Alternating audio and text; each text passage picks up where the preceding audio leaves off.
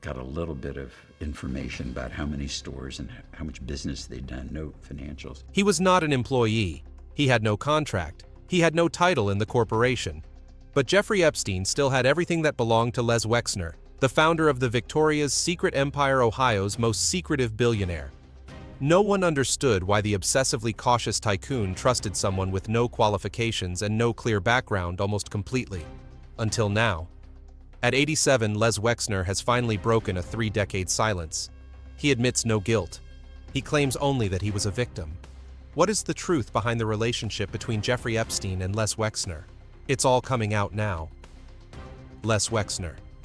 The quiet boss behind the velvet curtains of Victoria's Secret. Born in 1937 in Ohio to a Russian Jewish family, Les Wexner started his business career with just $5,000 borrowed from his parents. From a small store called The Limited, he built a huge retail empire called L Brands, the home of a series of iconic brands such as Bath & Body Works, Abercrombie & Fitch, and above all, Victoria's Secret. The lingerie brand was once worth tens of billions of dollars and dominated the global catwalk. Despite possessing power that far outstrips that of most retail CEOs, Wexner has chosen to live in the shadows. He avoids the press, rarely speaks publicly, and rarely appears on camera. Financial circles call him the famous Anonymous, a figure whose name everyone knows, but whose true identity no one really knows. Wexner's influence extends beyond business. Through the Wexner Foundation, he has invested heavily in leadership education, particularly in the Jewish community and at Ohio State University, where his eponymous arts center stands. He has also maintained close ties with many politicians and scholars, especially in American conservative circles. But it was this silence and perfect control of the media that shocked the public when his name appeared in the financial network around Jeffrey Epstein and raised a thorny question. If Wexner was such a cautious person, why did he let someone like Epstein enter into a close relationship? From billionaire to puppet, Wexner's years in Epstein's shadow. Jeffrey Epstein, the self-proclaimed wealth manager to the super-rich, first came to the attention of retail tycoon Les Wexner around 1986 to 1987. The bridge that brought Epstein to Wexner was Douglas Leese, a financial advisor with extensive connections in the Wall Street banking world. Leese was impressed by Epstein's bold confidence and the way he talked about money as if he had the secrets to global financial markets, and he did not hesitate to introduce him to Wexner, who was looking for a trusted investment advisor to replace the traditional experts he considered too conservative. At that time, Epstein had no college degree, had never worked at a major bank, and had absolutely no financial license. But he had a deadly weapon. That was the ability to manipulate psychology and create the illusion that he was a genius in risk investment and high-level financial strategy. With his charming way of speaking, calm but cold appearance, Epstein quickly enchanted Wexner. He not only became the asset manager, but also controlled all of his personal assets for more than a decade. Somehow, Jeffrey Epstein, a man without a degree, managed to get Les Wexner, America's most secretive billionaire, to hand over power to him that even his wife and children would never have. Epstein was not only trusted, he was handed the keys to a financial kingdom. Wexner signed a power of attorney for Epstein, a comprehensive document that allowed Epstein to act on his behalf in all transactions. From real estate purchases, money transfers, investment deals, restructuring family trusts, to signing documents that would normally only be authorized by a CEO or top legal advisor. Epstein on paper became Wexner's living, breathing legal clone. And the most important thing is that no one controlled him. The proof of that unusual power is the mansion at 9 East 71st Street, Manhattan, one of the most luxurious real estate in America. A 9-story building with hand-painted ceilings by French artisans, white marble staircase, classic fireplace, and bathroom covered in real gold. Peak value $77 million. The house, owned by Les Wexner, had been purchased and meticulously renovated as the crown jewel of his personal portfolio. But then in 1998, something strange happened. Ownership was quietly transferred to Epstein. There was no public sale. No cash flow was recorded. The transfer was made through a shell company. No reason. No official explanation. What is known is that the building would later become the scene of one of America's biggest child abuse scandals. Not just a house, but an empire. Manhattan was just the starting point. From there, Jeffrey Epstein began a silent but powerful infiltration into every corner of Les Wexner's property empire, from the snow-capped mansions of the West to the urban projects of the Midwest, from the ground to the skies above where his private jets took off. In Aspen, Colorado, the resort haven of the super-rich Epstein was more than just an escort. He signed the Wexners' summer estates as if they were his own. In a world where a mansion could cost tens of millions of dollars, his every signature carried the weight of a billionaire he was not. Leaving the snowy mountains, Epstein continued to leave his mark in New Albany, an upscale urban area created by Les Wexner as a dream city with a classic European style in the heart of Ohio. Exquisitely paved streets, fountains in the middle of the square, luxurious mansions like in movies. And in all those plans, planning documents and legal documents, Jeffrey Epstein's name was still lurking. He was not only a signatory, but also the one who shaped Wexner's personal property decisions in what was considered his personal symbol. Epstein was not restricted only on the ground, but also in the air. He freely used his $40 million Gulfstream G4 private jet registered under a trust fund set up by Wexner. The plane, the ultimate symbol of the super-rich, was not just a means of transportation, but a flying fortress, where lavish, sometimes shady trips were organized under the guise of official business. What's more shocking, Epstein didn't need permission. He had the power to order planes change routes and decide who would fly them all under the guise of a legal document. None of this was done through any transparent governance mechanism. Epstein had no employment contract, no corporate email, no official title at L Brands. Yet he had the power to move millions of dollars without permission sign, without reporting, and make decisions as if it were his own empire. A nameless ghost of power. What was Epstein to Wexner? No one dares to say. Financial advisor, close friend, manipulator. No one knows for sure. What is known is that for more than a decade he controlled a significant portion of the fortune of one of America's most powerful billionaires without oversight or questions. How much was Epstein paid for his role as Wexner's full-time financial advisor? No one knows for sure. But the money trail remains, and it tells an incredible story. In 2007, after the relationship between the two men officially ended right around the time Epstein was first investigated, Les Wexner unexpectedly received at least $46 million from accounts controlled by Epstein. The money was noted by Epstein as retained profits from previous investments, but there were no accompanying audit reports or detailed transaction records. That ambiguity became the focus of suspicion, especially after federal investigators began looking into Epstein's financial network and assets.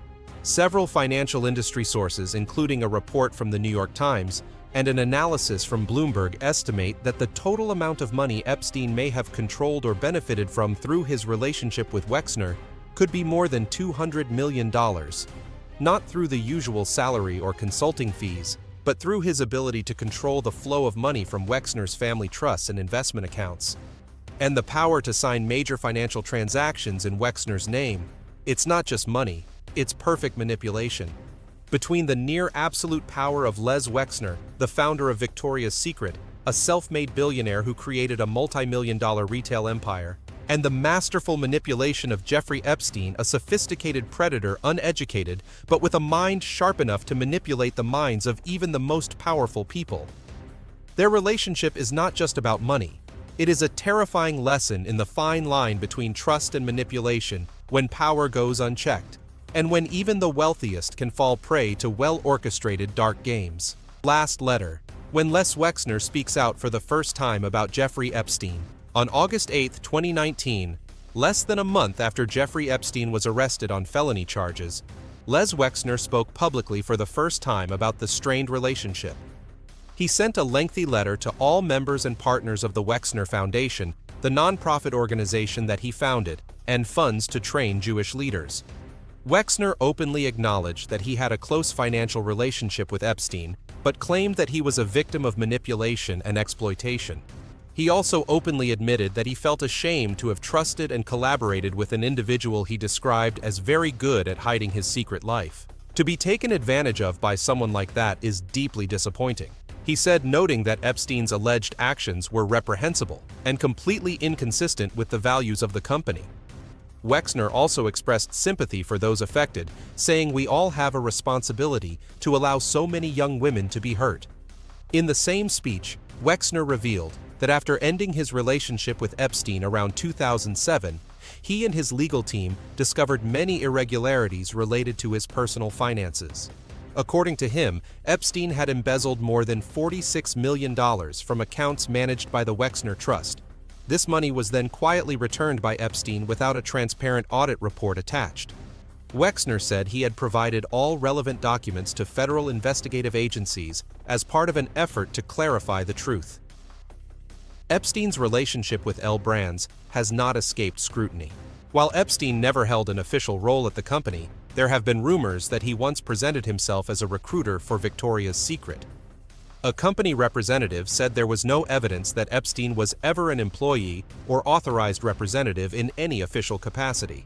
However, in July 2019, L Brands proactively hired an independent law firm to review the entire history of interactions between the company and Epstein as a precautionary measure and to provide transparency to shareholders. Les Wexner remains L Brands' largest shareholder with a stake of more than 16%, according to FactSet.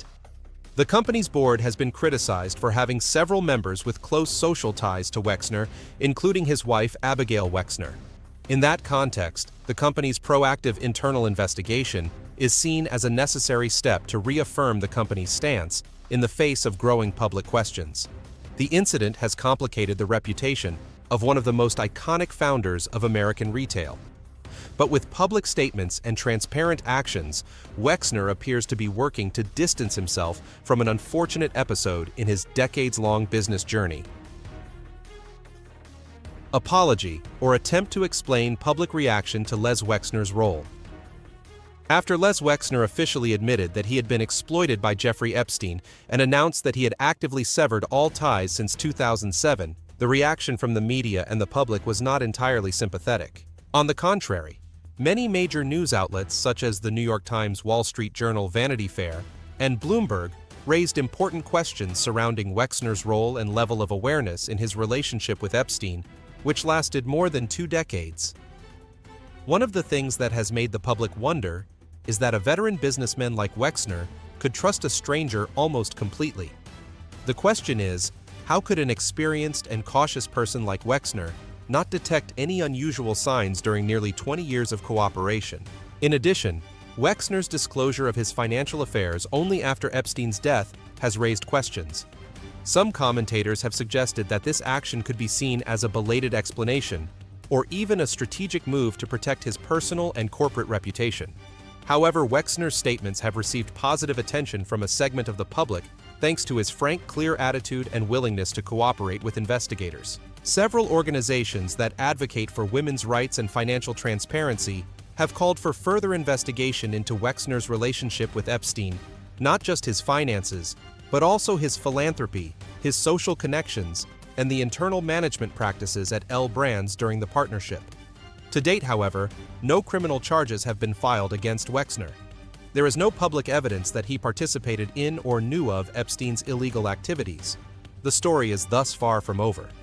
While some see Wexner's explanation as evidence that he too was a victim, others see it as a cautionary tale about the gulf between personal conviction and corporate responsibility, especially when highly influential figures operate behind the curtain of power and finance for long periods of time. The scandal put Wexner under enormous pressure from shareholders and public opinion, especially when Victoria's Secret was gradually losing its position in the market. After that, Les Wexner made some surprising moves. Billion-dollar empire and the retreat under Epstein's shadow. In February 2020, after more than 3 decades of dominating the U.S. retail industry, Leslie Wexner quietly stepped down as CEO of L Brands. His departure was more than a generational shift. It came amid mounting public pressure over his ties to Jeffrey Epstein. At 87, Les Wexner has largely disappeared from public view as a powerful billionaire. He was once the king of American fashion, the founder of the L Brands empire, the parent company of Victoria's Secret, Abercrombie and Fitch Express Bath and Body Works, with revenues exceeding $13 billion in 2016. But now Wexner's name echoes only in investigations, secondhand accounts, and abandoned real estate. The career he built over 6 decades has faded into obscurity, and his connections to Jeffrey Epstein, his once close asset manager, still cling to him like an oil slick. Years before Epstein's arrest, Les Wexner was one of the richest and most secretive businessmen in America. His personal fortune was once estimated at more than $6 billion, largely from his stake in L Brands and his string of retail successes. But the exit of Victoria's Secret, once a global icon, marks a dramatic turning point. Les Wexner has not denied his close relationship with Epstein, who had control of his finances for nearly 2 decades. He once owned the lavish mansion at 9 East 71st Street in New York, a $77 million property that was said to be Manhattan's most expensive private residence.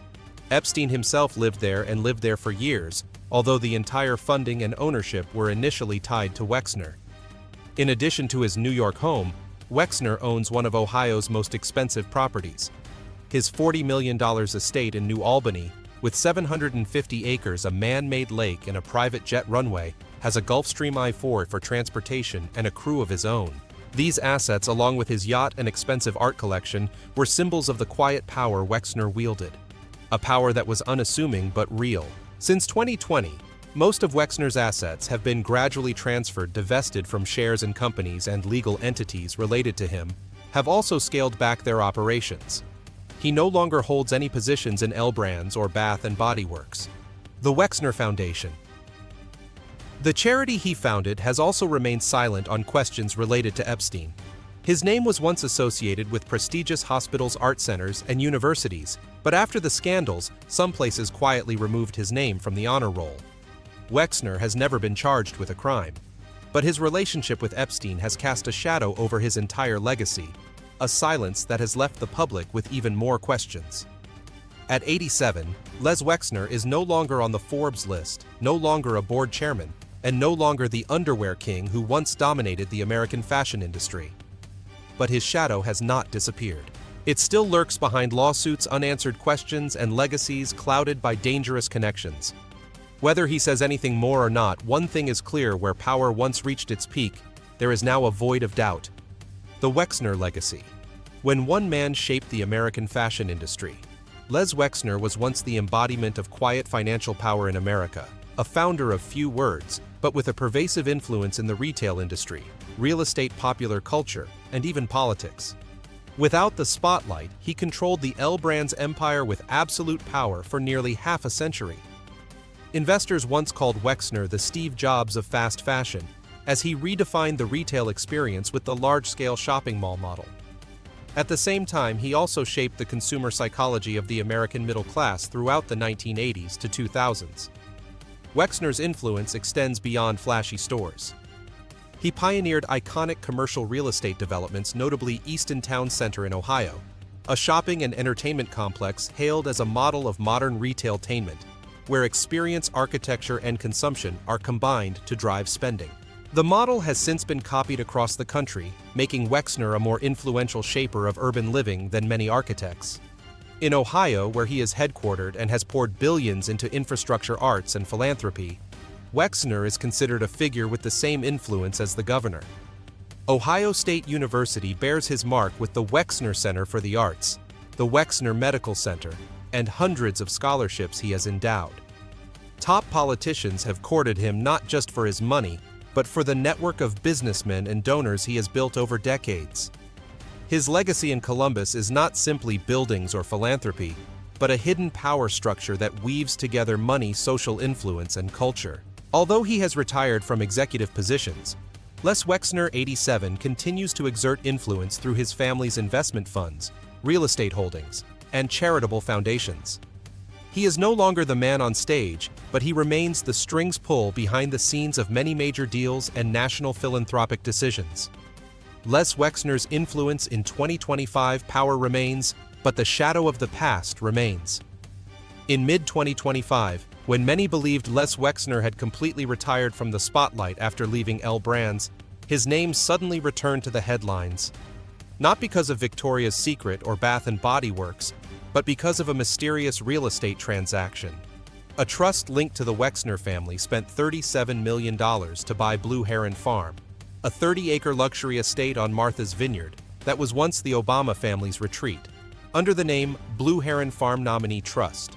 The deal not only marked his continued investment in the luxury real estate market, but also showed that Wexner was still making strategic moves from behind the scenes. Not only stopping at real estate, Wexner also surprised when becoming one of the most successful investors in the emerging technology field. Through the cooperation between his family foundation and AI cloud computing company CoreWeave, the financial report showed a huge profit of nearly $2 billion in the first quarter of 2025 alone. Although no longer in charge, Wexner still showed the ability to sniff market trends from retail to technology, from urban to rural. His center of power remains New Albany, Ohio, a once deserted town that has become a model urban development designed by Wexner himself. Under his quiet guidance, the area continues to attract hundreds of millions of dollars in investment from tech companies, including massive data centers and industrial facilities. But this expansion has also come under increasing criticism. Many local residents worry that rapid urbanization is eroding the community's identity and creating new inequalities in the distribution of resources and land. Although he no longer holds any titles at Bath & Body Works or Victoria's Secret, his once proud brands still resonate within the companies. Numerous internal reviews and legal reviews are ongoing regarding his legacy, particularly regarding his former relationship with Jeffrey Epstein. While Wexner has always maintained that he knew nothing about Epstein's wrongdoing, public and media scrutiny has continued, and questions continue to be raised about the role and ethical responsibilities of a man who once had near absolute control over a multi-billion-dollar empire. Les Wexner, 87, may no longer be in the limelight, but his power has never really gone away. He now appears in the guise of hedge funds, strategic real estate deals, and urban development decisions that can shape entire economic regions. While his career and legacy have become increasingly complex, Wexner remains undeniably emblematic of an era where power, sophistication, and shady connections have woven together into a controversial chapter in American business history. Les Wexner. The end of a quiet empire. At 87, Les Wexner no longer needs silk curtains to hide a past that the world has begun to peer into. Now, as the floodgates of memory open, Wexner neither denies nor fully admits. He speaks, but as if to lighten his burden not to clarify anything for the public. His words, though slow and deliberate, raise a new set of questions. Who really ran the show? How many others have entered the house of mirrors that Epstein and Wexner built? Wexner's story does not end with repentance, but opens a new phase. Testimonies from former associates, sealed documents, and once silent figures suddenly reappear amid the simmering investigation restart. As the L Brand's founder begins to speak, the rest of us will no longer be silent. A new chapter of truth, complex, painful, and powerful, is being written no longer by Wexner, but by those who once stood in the shadows with him.